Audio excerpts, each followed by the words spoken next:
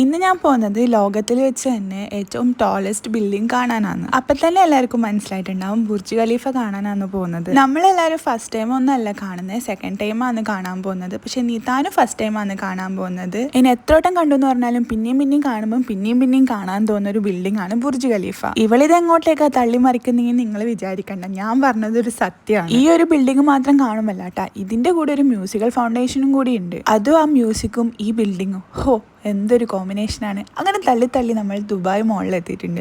Dubai മോളിൻ്റെ ഏതോ ഒരു സൈഡിലായിട്ടാണ് Burj Khalifa വരുന്നത്. ഞാൻ എൻ്റെ 27 വർഷത്തിൽ ആദ്യമായിട്ടാണ് ബോഡിക്കോൺ ഡ്രസ് ഇട്ട് പുറത്തിറങ്ങുന്നത്. അപ്പം അതിൻ്റേതായിട്ടുള്ള പ്രഹസനങ്ങൾ നമ്മൾ കാണിക്കണമല്ലോ. ഈ ദുബായ് മോള് പറയുന്ന മോള് ഒരു ദിവസം കൊണ്ടൊന്നും നമുക്ക് ചുറ്റി കാണാനാവില്ല. കഴിഞ്ഞ പ്രാവശ്യം വന്ന സമയത്ത് എനിക്ക് വാശിയായിരുന്നു എങ്ങനെയെങ്കിലും ഇത് മൊത്തത്തിൽ കണ്ടിരിക്കണമെന്ന്. പക്ഷെ കാലുവേദന കാരണം അത് മുടങ്ങി. ഇപ്രാവശ്യം അങ്ങനെ തന്നെയായിരുന്നു. ഞാൻ അക്വേറിയം കണ്ട് പിന്നെ ഒരു ഐസ്ക്രീമിൽ എന്തെല്ലോ സാധനങ്ങൾ പറക്കിയിട്ടിട്ട് ഇതിൻ്റെ വീഡിയോ വേറെ തന്നെ ഞാൻ ഇടുന്നതായിരിക്കും. നമ്മൾ നേരെ ബുർജ് ഖലീഫയിലേക്ക് നമ്മൾ എത്തിയ സെക്കൻഡിൽ അതാ മ്യൂസിക്കൽ ഫൗണ്ടേഷൻ. ഇനി കൂടുതൽ തള്ളില്ല, നിങ്ങൾ തന്നെ കണ്ടോളൂ.